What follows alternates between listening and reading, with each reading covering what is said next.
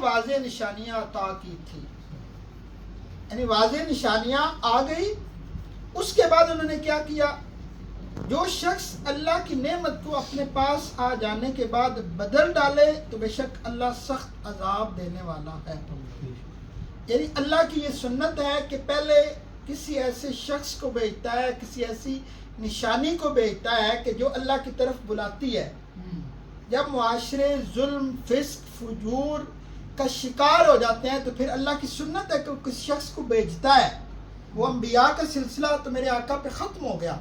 اب کیا ہوگا؟ حضور کی امت میں سے لوگ اٹھیں گے، کوئی ایک بندہ ہر صدی کے آخر میں اور اگلی صدی شروع میں آئے گا.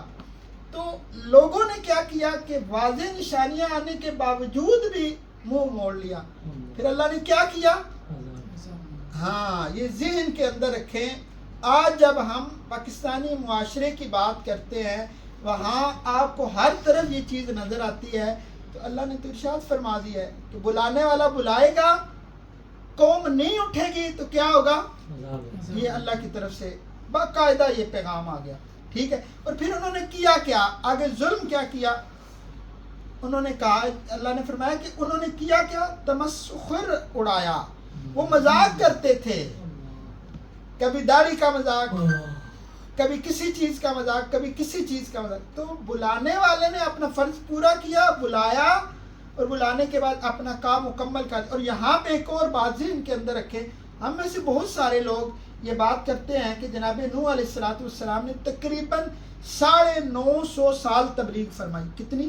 950 سال. اور ان کی اس تبلیغ کی جو رزلٹ ہے اس میں کتنے لوگ مسلمان ہوئے؟ کچھ، یعنی چند، 50 کہہ لیں، 100 کہہ لیں، 200 کہہ لیں. 950 سال کی تبلیغ پہ کتنے لوگ مسلمان ہوئے؟ چند لوگ مسلمان ہوئے. اب یہ سوال ہے اور یہ ذہنوں کے اندر کلیئر کر دیں کہ کیا جناب نوح علیہ السلام اپنے کام میں معاذ اللہ ناکام ہوئے؟ جواب ہے نہیں. جو بندہ یہ ذہن کے اندر رکھے کہ وہ ناکام ہوئے وہ کافر ہے. بڑی بات. جناب نوح کا کام کیا تھا؟ اللہ کی طرف سے اللہ کا پیغام پہنچا دینا. بس جناب نوح کا کام ختم ہو گیا. اب لوگ کہتے ہیں نا کہ وہ آئیں نا دوبارہ، وہ کیوں نہیں آ رہے؟ آج حالات بڑے خراب ہیں. نہیں، اللہ کے بندوں کا کام یہ ہوتا ہے کہ وہ اللہ کے حکم سے پیغام پہنچا دیتے ہیں. اور پھر قوم کی قسمت ہوتی ہے، کتنوں کو ایمان نصیب ہوتا ہے، کتنوں کو وہ چیز نصیب ہوتی ہے، کتنوں کو نہیں ہوتی. یہ اپنے اپنے نصیب ہوتا ہے. پھر اس کے بعد ایک اور آیا مبارکہ کے اندر ایک چیز جو آئی کہ اللہ رب العزت جب امتحان لینے پہ آتا ہے، آپ نے سوال کیا کہ کیا جو ایمان والا ہوگا اس پہ کیا سوال تھا؟ آزمائش آئے گی. آزمائش آئے گی. ہاں، آقا علیہ السلام کے پاس ایک صحابی بیٹھے ہیں. عرض کی یا رسول اللہ، میرے آقا میں اللہ سے بڑی محبت کرتا ہوں. کیا کرتا ہوں؟ اللہ سے محبت. بڑی محبت کرتا ہوں. آقا علیہ السلام نے کہا اپنے الفاظ میں غور کرو، کیا کہہ رہے ہو؟ یا رسول اللہ میں اللہ سے بڑی محبت کرتا ہوں. پھر حضور نے فرمایا اپنے الفاظ میں غور کرو، کیا کہہ رہے ہو؟ کہ یا رسول اللہ میں بڑی اللہ سے محبت کرتا ہوں. فرمایا اچھا پھر امتحان کے لیے تیار ہو. جو محبت کا دعوے دار ہوگا اسے آزمائش میں ڈالا جائے گا. کیونکہ آزمائش ہمیشہ یاد رکھے، آزمائش آپ کو توڑنے کے لیے نہیں آتی، حقیقتاً آپ کو رب سے جوڑنے کے لیے آتی ہے.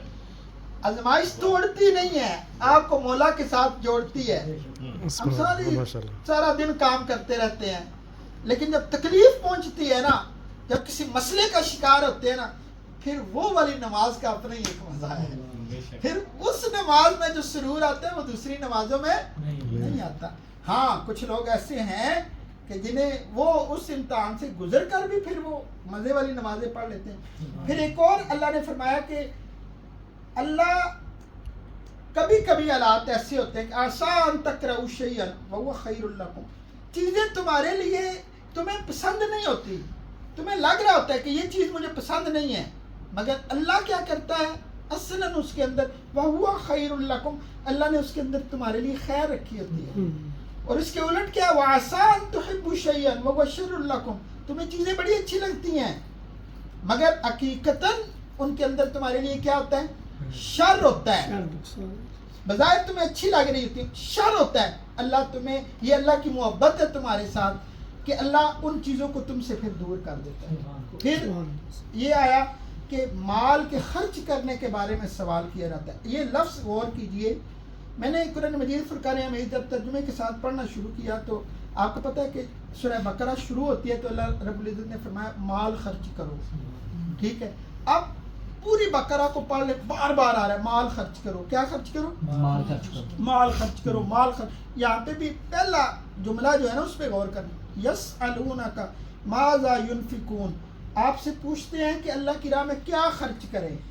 یہ جو خرچ کرنا ہے نا، خرچ کرنا یہ اپنی ذات کے لیے اسے فرض سمجھ لے.